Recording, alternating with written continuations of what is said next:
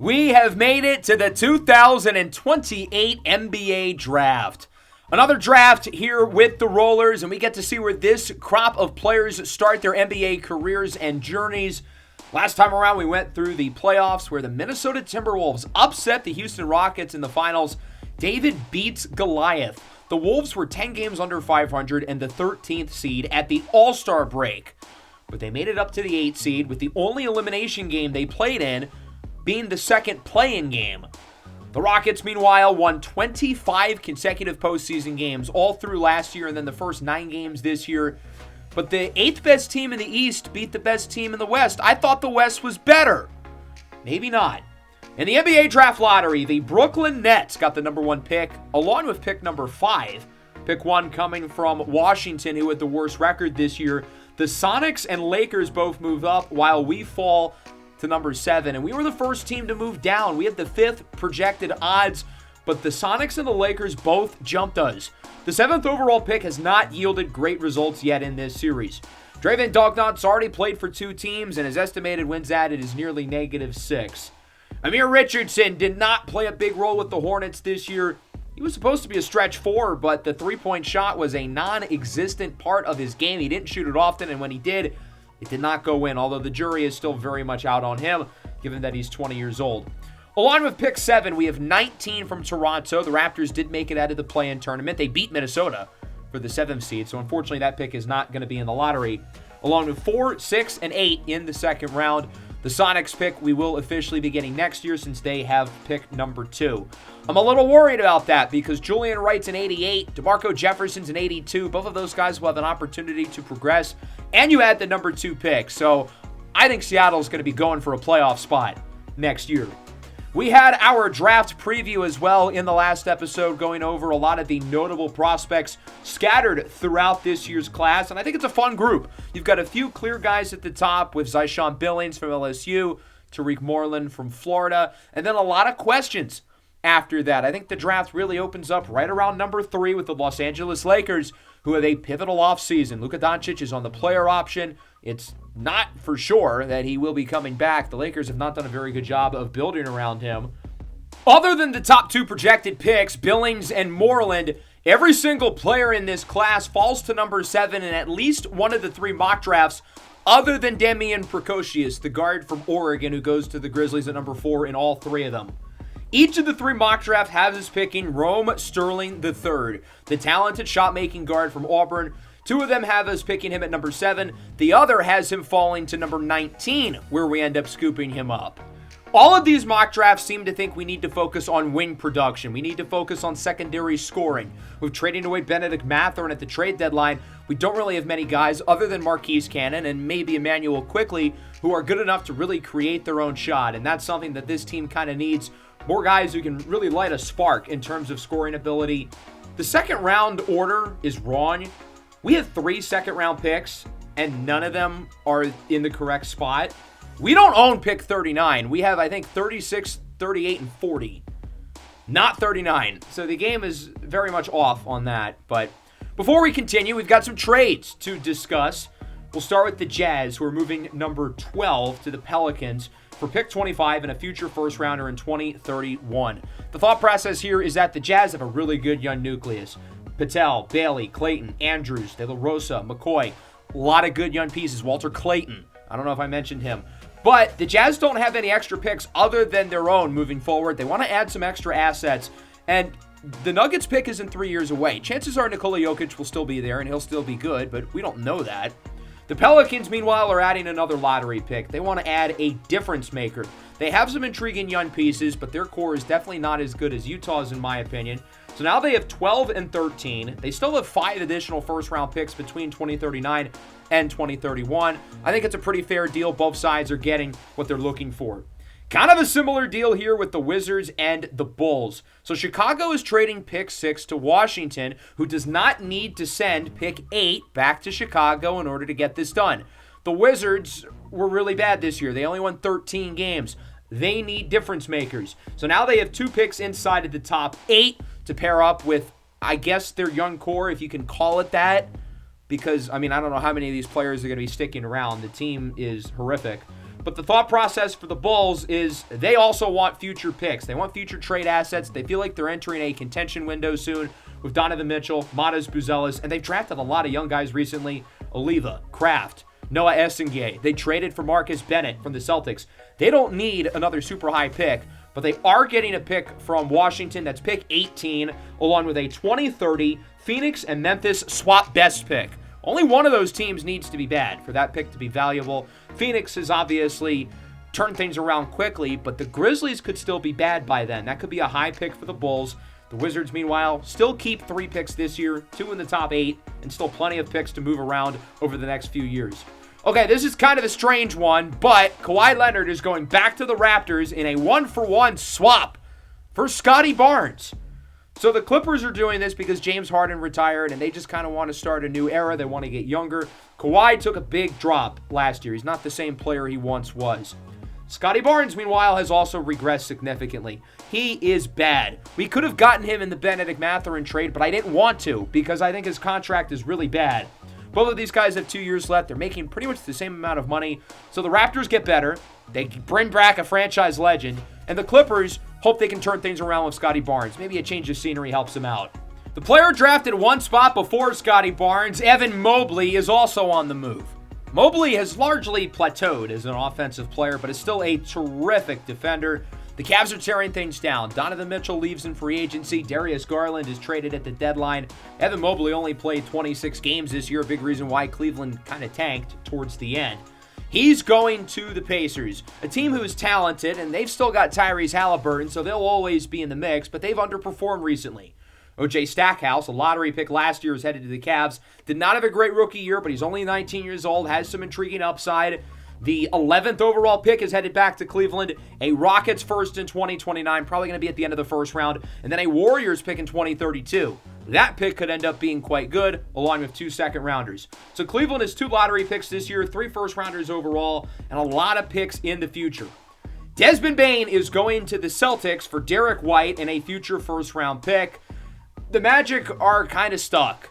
Paolo Banchero and Franz Wagner were both really good last year, but the team was not good at all. So I thought about trading one of these 2 guys away. Maybe the pairing doesn't work, but I still think it can. Both of them had positive plus-minuses on a team who only won 33 games last year.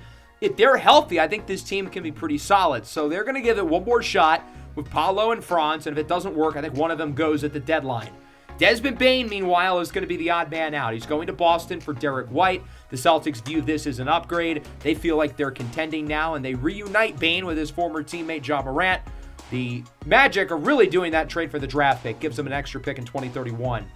And then a smaller trade here, but the Philadelphia 76ers are sending the 16th pick and a couple of seconds to the Memphis Grizzlies for pick 24 and a 2031 pick. Kind of similar to some of those early deals we talked about. The Sixers don't really need another lottery pick. They've got a lot of good players. Neptune Hibbins is a really intriguing youngster. VJ Edgecombe, Jared McCain, Jaren Jackson. I think what they want is extra assets. That future Dallas pick, they want as a trade chip, and they still get to pick this year, while the Grizzlies, they had another lottery pick to go along with number 4. So those are our trades across the NBA. Some old faces in new places. Evan Mobley in Indiana, Scotty Barnes with the Clippers, Kawhi Leonard with the Raptors. We had a few lottery picks change hands. The Wizards get number 6, the Pelicans get number 12, the Cavs get number 11, and the Grizzlies now have pick number 16. So now it's time for pre-draft workouts. And we have a lot of guys in the mid-60s in terms of scouting percentage. So my thought process here is why not just scout a bunch of guys who are lower? That way we can get as much information on as many of these players as possible, and we're not really revealing our hand in terms of the players that we're interested in. So the rest of the league cannot catch on at the guys who we're inviting to the pre-draft workouts. Some of these guys we might be interested in and might be looking to pick. Others, who knows, maybe not. So in terms of the notable results, Hamilton C. Schultz from Cincinnati, I thought performed really, really well. He's an impressive athlete at his size, and I think some team is really going to talk themselves into him. Zishawn Billings, the projected number 1 pick, was no surprise. Quite impressive. It's not a lock Billings goes number 1. I can't see him falling much lower than number 2 or number 3. I thought Nolan Armitage and Sebastian Thurlow both shot the ball pretty well. Thurlow's a guy who can really shoot it from South Carolina. And yeah, now we have a lot of guys who are highly scouted in terms of percentage, which is beneficial for a team like us who has 5 draft picks at the moment. One more order of business before we get started. For those of you who would like to download the draft class, this is how you'll do it. Go into share scenarios, type in my PSN, and you will go into rollers end of year number 3, which is where the draft class is. Year number 2 is obviously last year. Remember during the draft last year it didn't work? Well, now it does. So you can download the second class with Marquise Cannon and Noah Halliday. And now here's the third class. You'll go to the start of the playoffs where we were at the beginning of the last episode.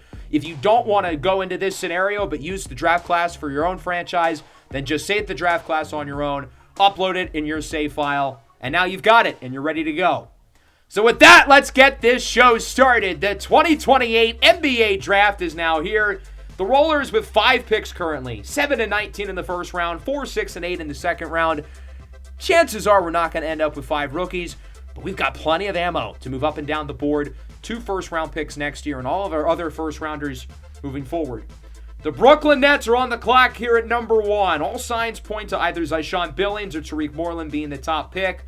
2K has Billings ranked at number 1 in terms of all of the pre-draft sites. And he's the number 1 pick in 2 of the 3 mock drafts. But the Nets have a lot of guards. Anthony Black and Cason Wallace were signed last year. Nolan Traore has developed quite well, so maybe they would prefer a guy like Tarik Moreland, or maybe they really surprise us here. Does Brooklyn go for the best fit, or who they think is the best player available? With the first pick in the 2028 NBA Draft, the Brooklyn Nets select Zishawn Billings from LSU. The formality is the result. Billings is the number 1 pick, and he will be the face of the franchise in Brooklyn. It's not every day you see a smaller guard like him at 6'4" going number 1 overall, but Billings really is the total package, particularly on offense. This is a guy who can run the show, the engine, the conductor for the Brooklyn Nets on the offensive end of the floor. He can score from every level of the court, whether it's in the paint, whether it's in the mid-range, or beyond the three-point line. He's a good playmaker who can get his teammates involved. He's got pretty long arms, so I think he can be a good defender in time, although he's not really there yet. Coming in as an 80 overall, he is the highest rated player in the draft class, but I don't think initial rating really matters too much for the rookies. It's more about their potential, their boom and bust percentage. But in terms of rating, the Nets are getting the best player in the draft class. Here at number 1 overall, 24 assists per game, according to Rob Mahoney. That feels a little bit unreasonable, but okay. This pick at number 2 is very important for us, given that we have the Sonics pick next year, and it's Valentino Ramirez from Spain. Okay, that's a little bit of a shock. Kind of thought it would be Tarik Moreland, but the more I think about it, the more this pick really makes a lot of sense in my opinion. Valentino Ramirez is a 7-footer who can do a little bit of everything. He's a pretty impressive athlete. He can space the floor a little bit, and he's a really, really good defender. I like the idea of pairing him up with DeMarco Jefferson in the front court. You've got the Twin Towers, essentially. Valentino Ramirez can block shots. He can go onto the perimeter if necessary. And I think he fits this offense because he's not confined to the paint like Jefferson. Rather, he can shoot the ball a little bit. I think he's going to be more ready to go than Tarik Moreland immediately. So this kind of proves the notion that Seattle's really focused on making the playoffs next year. Ramirez is the best fit of the top guys in this class with the players who they already have. The Heat gave the Lakers a late offer at number 3. Bam Adebayo for this pick.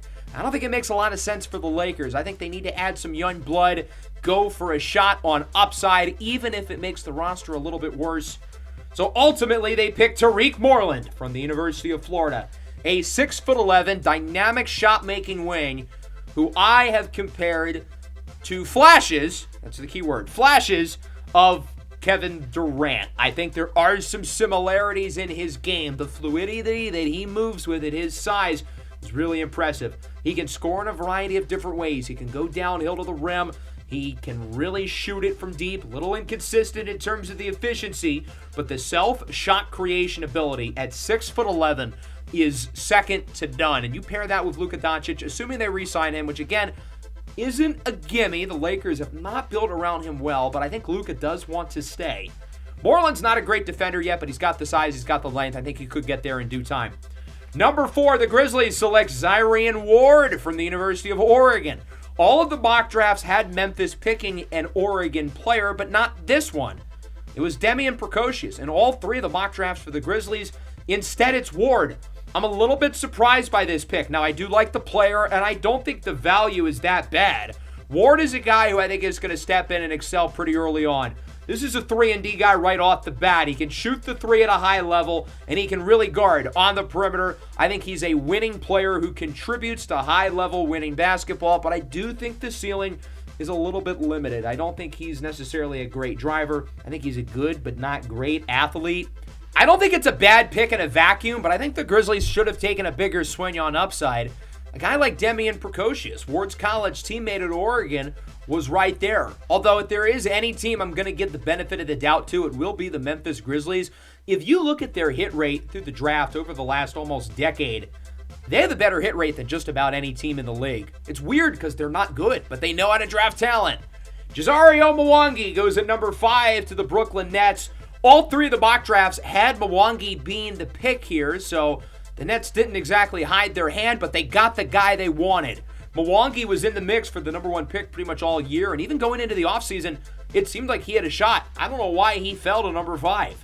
Mwangi is an awesome defensive player, probably the best defensive prospect in this draft. He can really guard onto the perimeter. He's got the foot speed to hang with guards, but he's got the size, strength, and length to bang with the big boys down low. Offensively, he's certainly a work in progress at best. I think he will be at his best in transition, flying up and down the floor, but in the half court, there isn't really a whole lot he can provide yet. Defensively, though, I think he's really good on the perimeter, but I think he could play the small ball 5 as well. I know he's a little bit short at 6'9", but he's a good enough rim protector and shot blocker to do it. My one question with this pick is I think his skill set kind of overlaps with Latonka McClain, who they drafted in the top 10 last year. McClain looks like a really good player. He's the best guy on their roster right now. I think him and Mwangi don't really complement each other very well. The Nets clearly are not worried about fit. They're just trying to draft the best players available, and then they're going to make it work later, which isn't really a bad strategy. I certainly get what they're doing, and they landed some great value here. The final pick before us at number 6, the Wizards select Jean-Joël Dutoit from France. The Wizards sandwiched in between us at number 6 and number 8. Dutoit is a really good defender in his own right. The Wizards do have a lot of guys who can score the basketball. They don't have a lot of guys who play defense, and that's a big reason why they went 13-69 a year ago. So in terms of roster fit, I think this pick makes a lot of sense. Similarly to Mwangi, I don't really think he provides a whole lot in the half court offensively, but he's a very good perimeter defender. I think he can go down low when necessary, and given his size, length, and being one of the youngest players in the class, I think he's got a really high ceiling. So the Las Vegas High Rollers are on the board at number 7. We do not end up moving up. We had the ammo to do it if we wanted to, but ultimately I decide to stand pat. We could get Neptune Hivens if we wanted to via trade, but most of these deals kind of stink. I don't really see anything I like here, and to be completely honest, there is a guy on the board who I really want. I don't see a reason to make a trade here. I think we're going to stick and pick at number 7 overall. So the question is, who are we going to pick? Demian Precocious was one of the 3 players that the mock drafts did not have falling to number 7. And sure enough, here he is at number 7. We didn't really expect this coming into the night, but he is on the board for us. I really like Precocious a lot. A 6'5" lefty guard who's really good at driving to the cup. He can shoot the 3 ball a little bit. He's a talented playmaker, and he's a pretty good athlete. If we don't want Precocious and our guy is somewhere else, maybe it's Rome Sterling from Auburn, an electric 3-point shot maker at 6'8", can get to the hole a little bit, needs to improve there. I think he's a better 3-point shooter than Precocious, but he's worse around the rim. Defensively, the two of them are even, but I think Sterling's got more impressive physical tools, 6'8", 7'1" wingspan. Precocious definitely hasn't beat as a playmaker, though. Sterling plays a little bit more off the ball. Precocious plays a little bit more on. According to the comments and the Discord server, it seems like you guys think we need to use the 7th overall pick on adding more offensive firepower, and picking one of those 2 players accomplishes exactly that. So with the 7th pick in the 2028 NBA Draft, the Las Vegas High Rollers select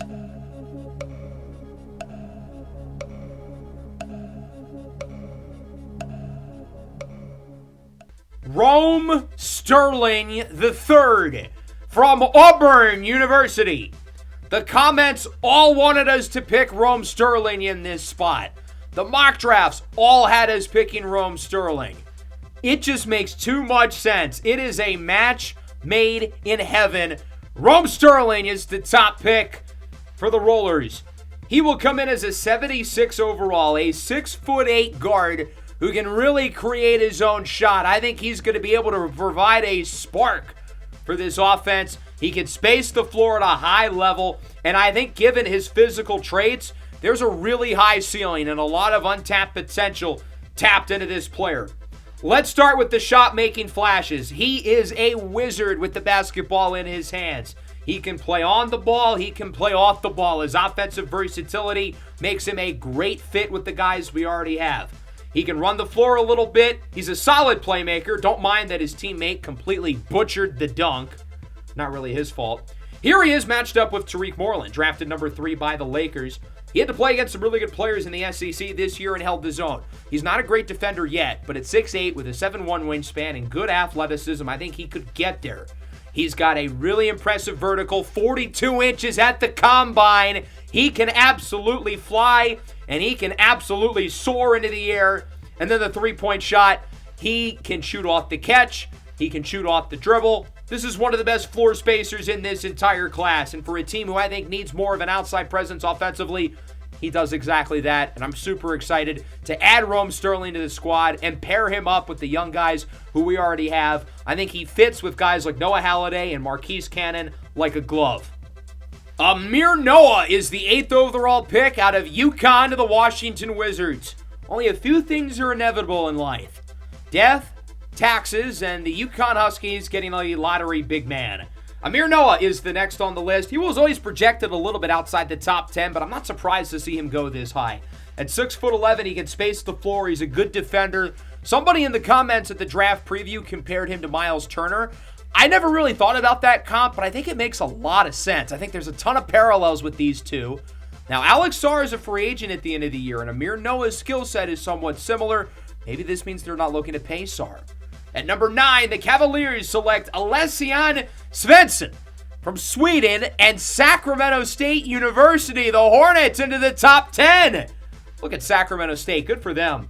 Svensson has been one of the biggest risers of the pre-draft process. He was exceptional this year at Sacramento State, leading the Hornets to a Cinderella run into the Elite Eight. He continued his momentum by putting on a show at the Combine, one of the most impressive performances athletically. He's only 6'2", but he is a human highlight reel. He's not overly efficient, but he can miss all the shots in the world. The Cavs are tanking, or at least rebuilding this year. Adrian Abondo at number 10 to the Raptors. He was a guy high on my radar for number 19 overall, although I never really thought he was going to make it that far, even though he was always projected lower. I kind of figured the league was going to fall in love with him. 7'1", great rim protector, lob threat. The Raptors need more guys down low. I actually thought about making a move with them for Domantas Sabonis. It obviously didn't end up happening. But I think Abondo's a guy who can play a lot for them early on. I think the fit here makes a ton of sense. The Cavaliers back on the board at number 11, 2 lottery picks. Really the first 2 guys to start their rebuild. First it was Alessian Svensson. Now they pick Sebastian Thurlow from South Carolina. An old school, physical, rugged forward at 6'8", 240. But he's got some modern flair and finesse to his game as well.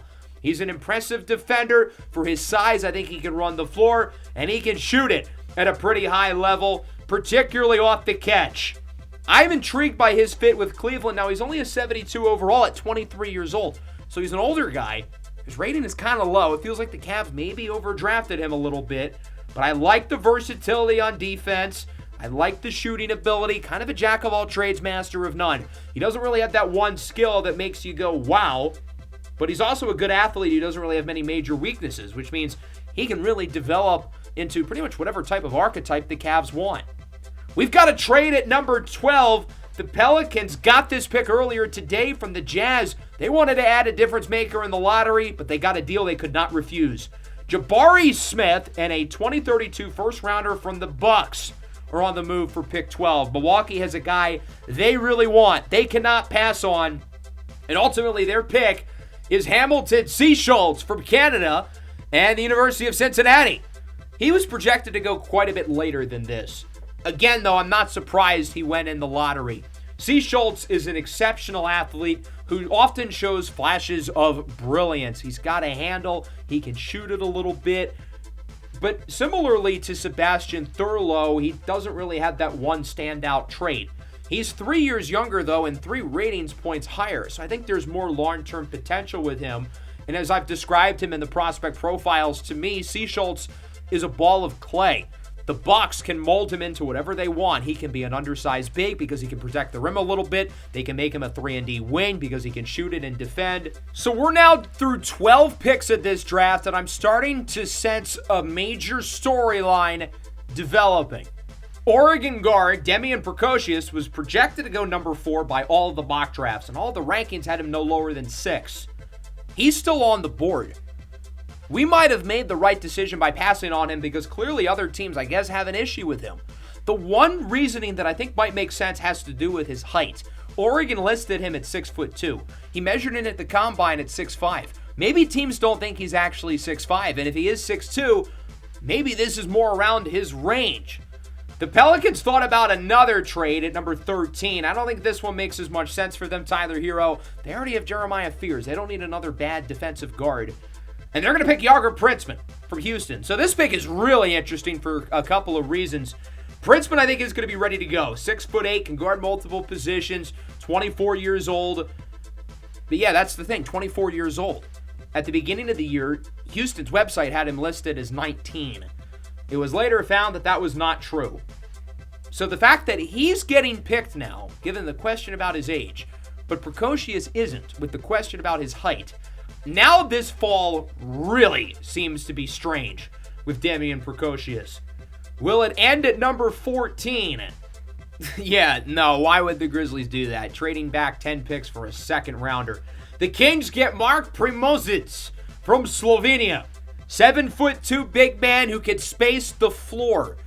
I think he's Mark Singleton, but without the defense. I think there are actually quite a bit of similarities between those two guys.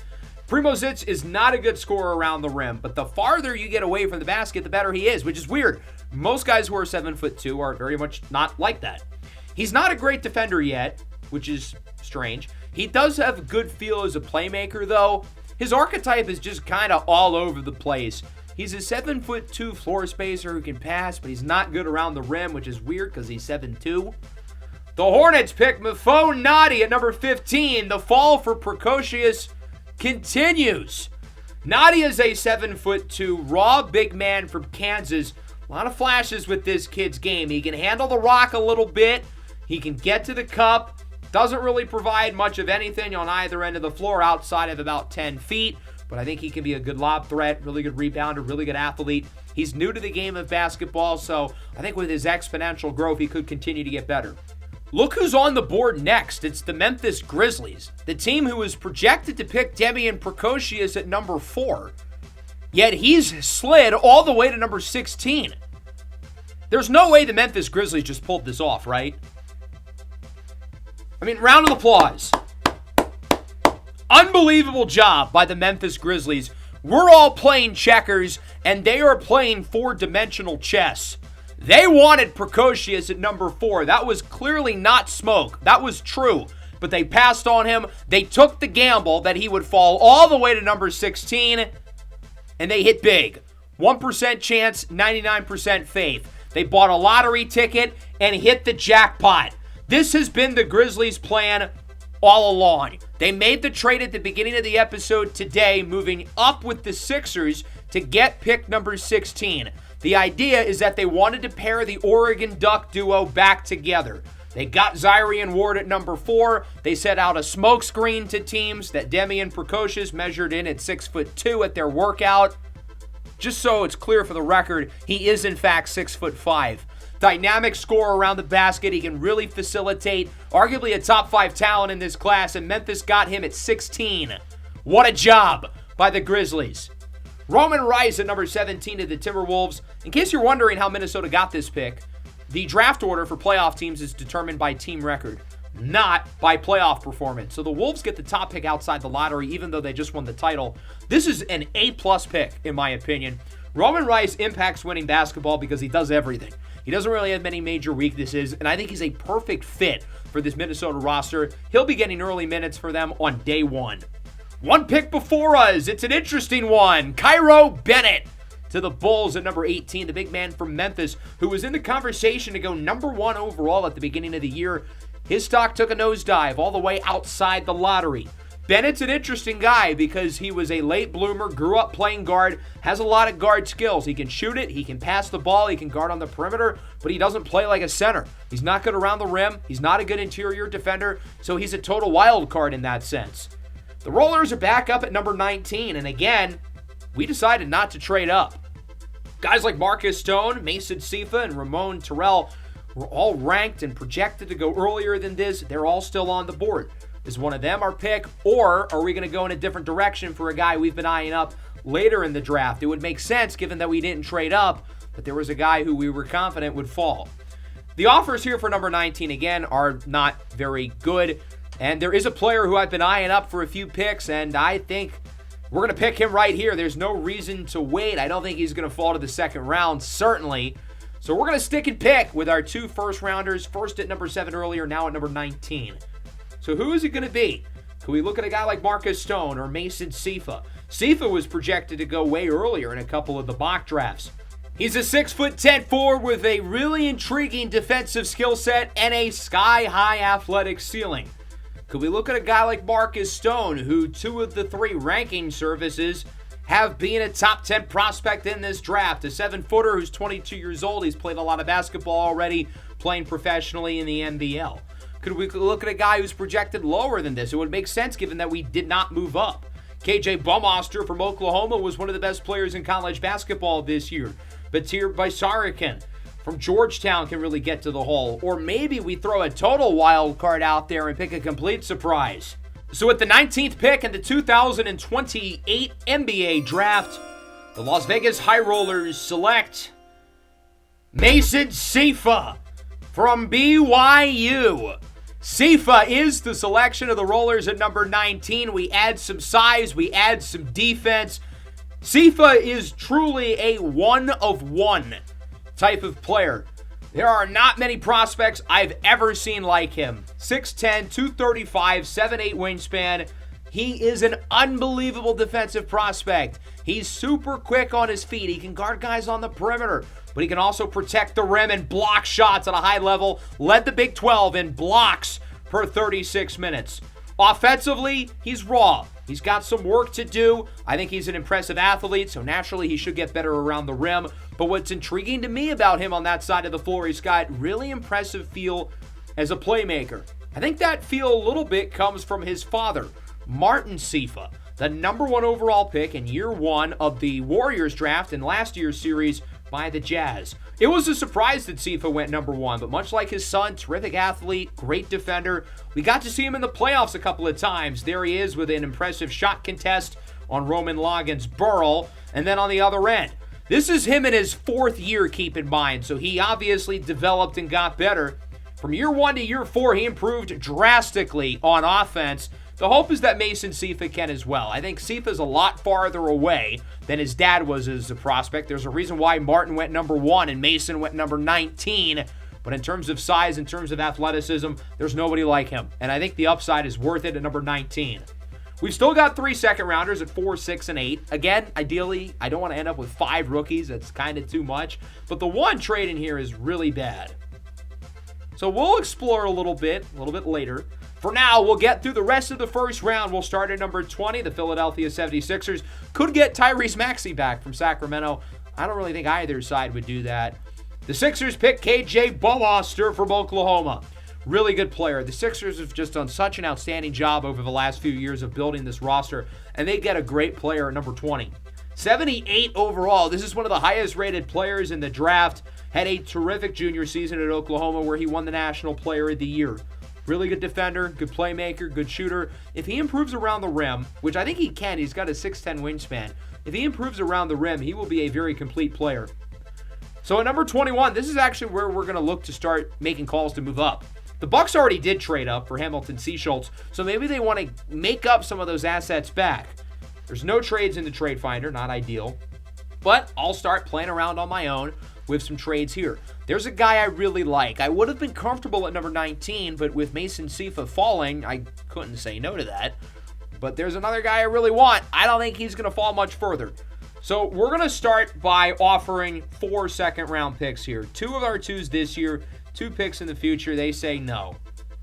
Okay, how about 5 second-round picks? I added another one in 2032. That's a lot of second-rounders. Objectively, this is a pretty good deal for Milwaukee. They say no. What about 6 second-rounders?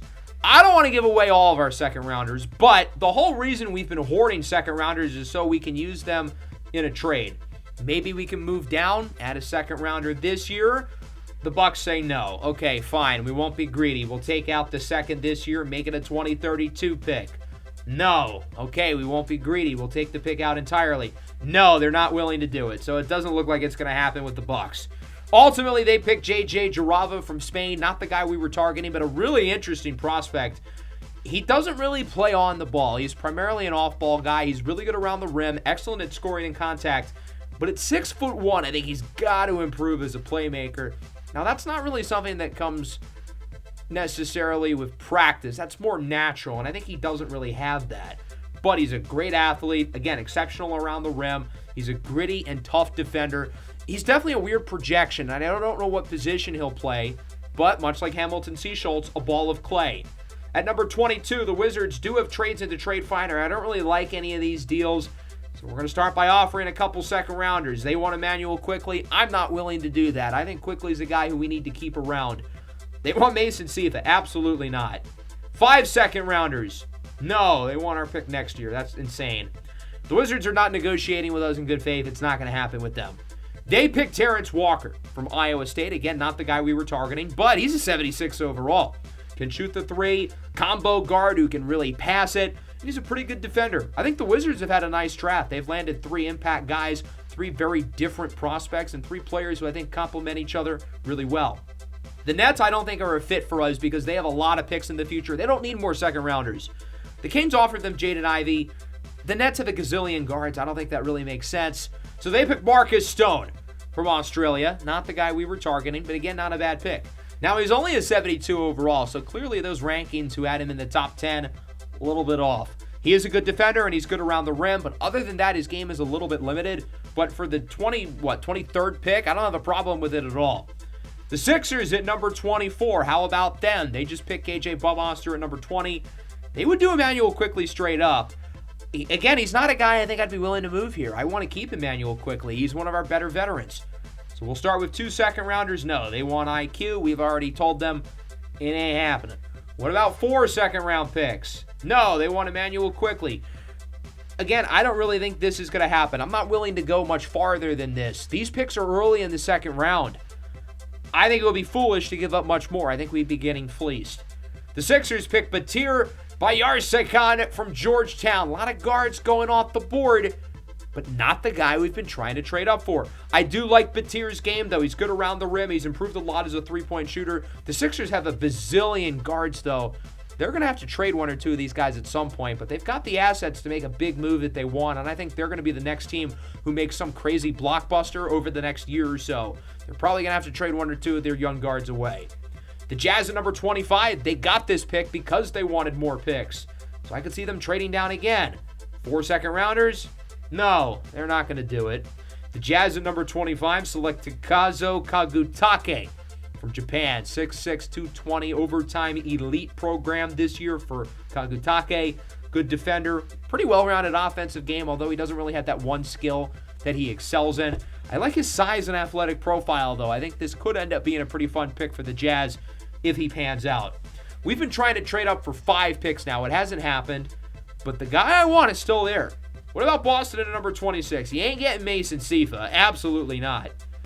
You're not getting Mason Sifa. No.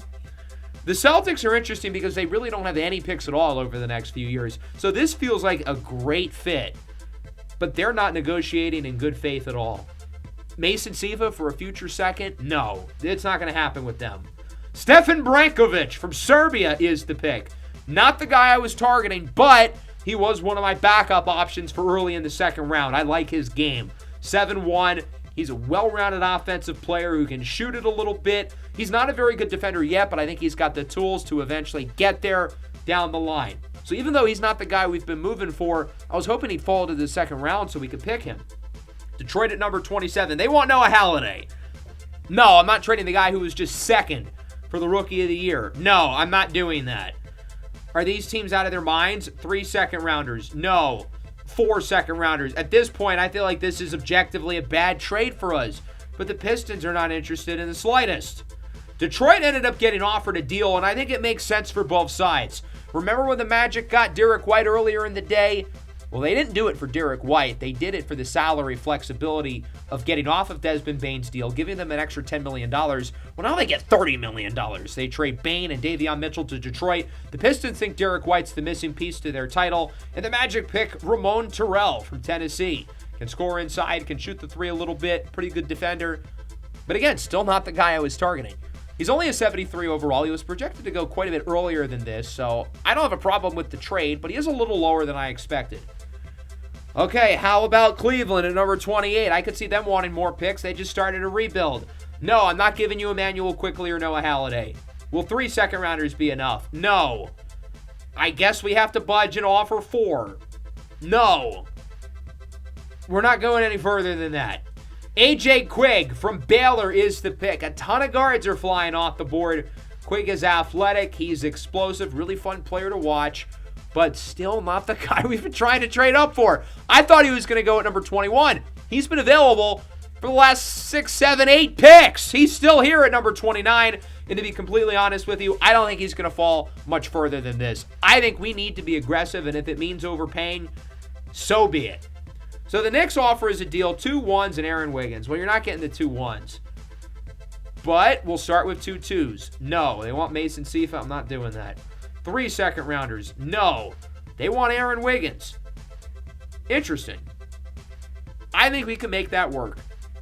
Aaron Wiggins, I think, fits what the Knicks roster needs. He's a championship-level role player who fell out of favor for us this year. Fell out of the rotation. He really wasn't very good. But the Knicks think that they can get the best out of him. This guy was a big piece of the Oklahoma City Thunder title run, and the first year he was gone, their roster was extremely similar other than Wiggins. They missed the playoffs. Josh Hart plays a similar role to Wiggins, but he's regressing and he's a free agent. So the Knicks clearly want this archetype of player, but they don't have the money for it.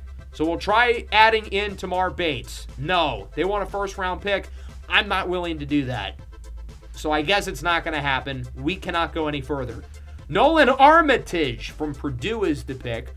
Much like Brankovic with the Celtics, not the guy I was trading up for, but another player I do really like. And he was my number 1 target for the second round, given that we would still hold a second rounder if we make this trade. Armitage is a good defender, good size. He can shoot the ball a little bit. I thought he impressed in our pre-draft workout. All right, number 30 with the Mavericks. There's no way our guy falls after 30. I just can't see it. If we want to make a move, it's now or never. They want Emmanuel Quickley. I'm not doing that. They want Mason Sifa. No, not interested. But maybe we can make it work with Aaron Wiggins. And unlike the Knicks, they've got the money for it. They don't have a starting power forward right now. They've got David Roddy and Breezy Turner. He would slide in at the 4. If they sign an upgrade, he can go to the bench. I wanted to add a future second rounder. No, I guess being greedy is not going to happen. I'll do this straight up. No. How much do we have to overpay? These 2 second-round picks are within the next 10 picks. I guess we're going to offer 3 second-rounders along with Wiggins. No. At this point, we're getting entirely ripped off. But I said it when we started this process. What's the point of hoarding second-round picks if you're not going to use them for something? We've finally got a deal. 4 second-rounders, including number 4 and number 8. Along with 2 future picks and Aaron Wiggins are going to the Mavericks. We still own pick 6 in the second round, along with pick 30 in the first round. But we do trade Wiggins, the number 1 pick of the expansion draft, and the original face of the franchise is gone. We don't have many of the original rollers left on the team. I put pick 30 in the trade finder just to see, and the offers are actually quite good. Like, too good.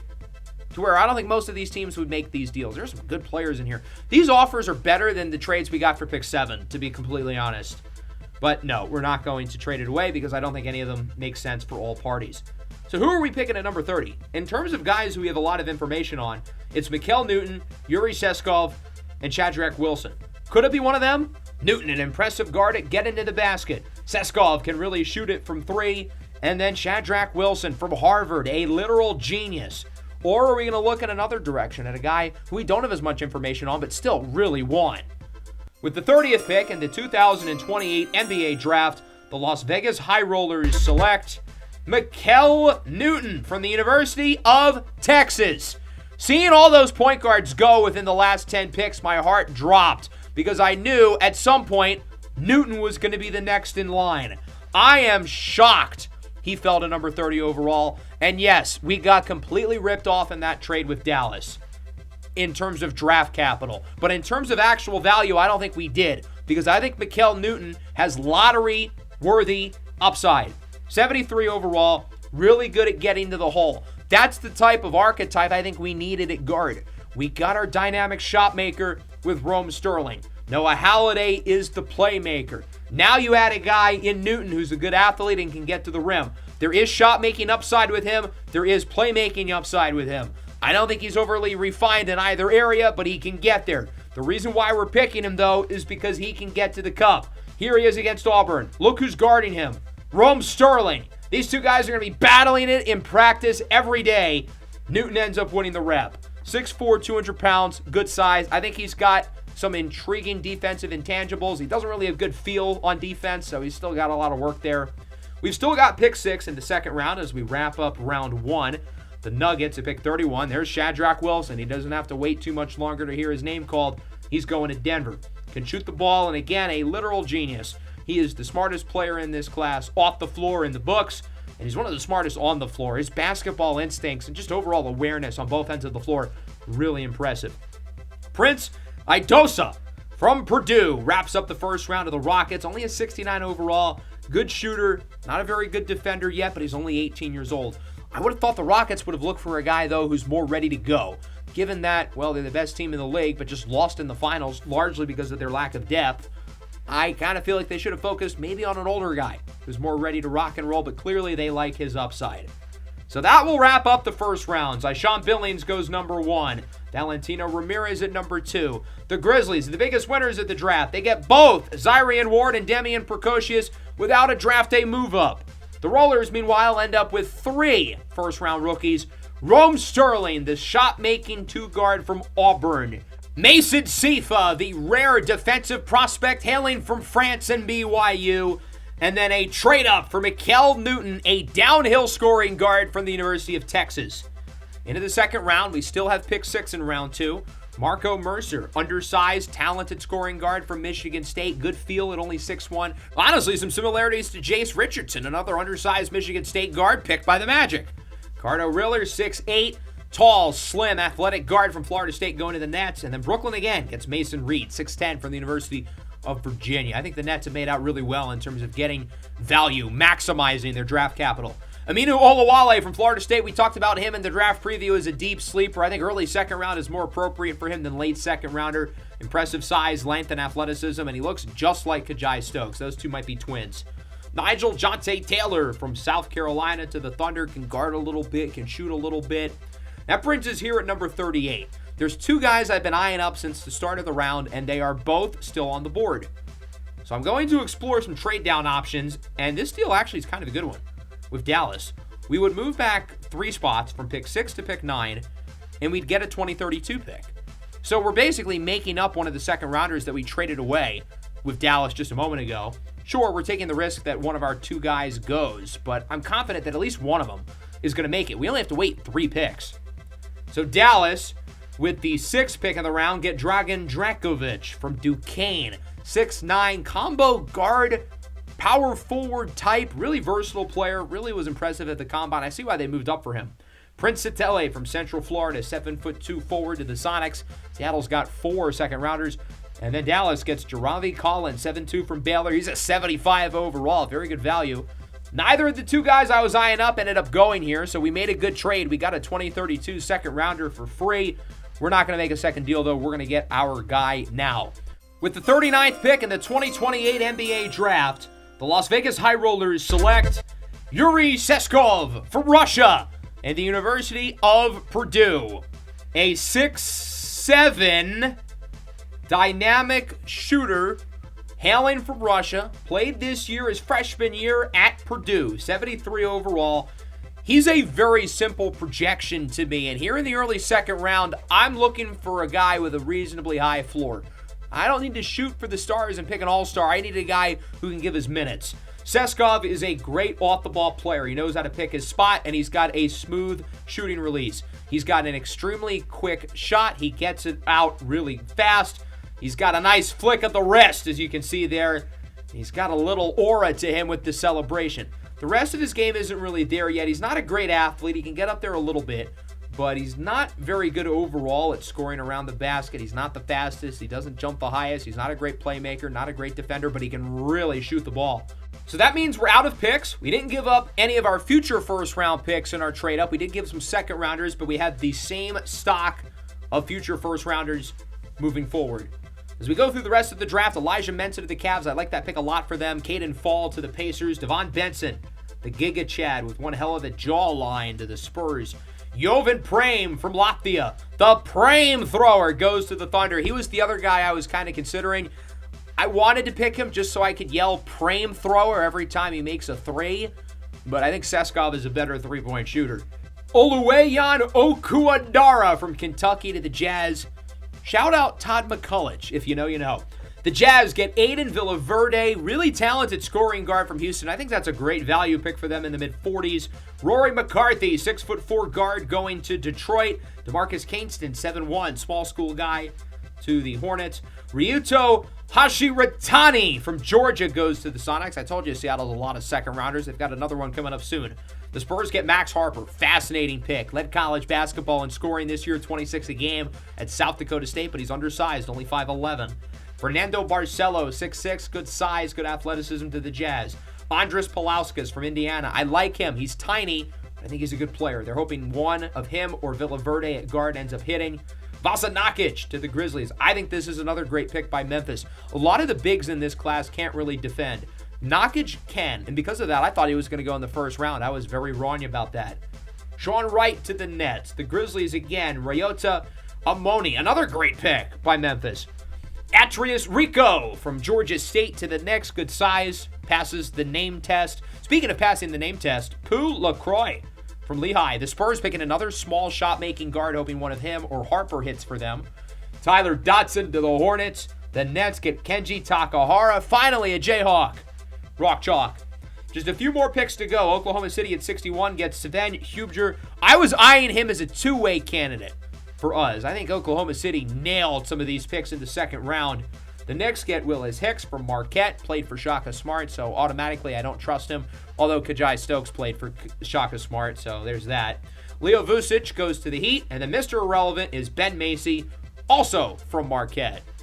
So that will wrap up the second round. It's kind of funny that we went into the day with picks 4, 6, and 8 in round 2, and the Mavericks ended up with all 3 of those picks, but they got them in separate deals. As for us, we land pick 42, where we select Yuri Seskov from Purdue. Really good off-ball player, can absolutely shoot the ball. He should never stand past the perimeter on either end of the floor, though, but a good perimeter player. Hopefully we can turn him into a 3-and-D guy. So that will wrap up the 2028 NBA draft. That was interesting. I think we made out really well. We ended up with 4 really talented young players, and we didn't have to give up any of our big-time draft assets in the future.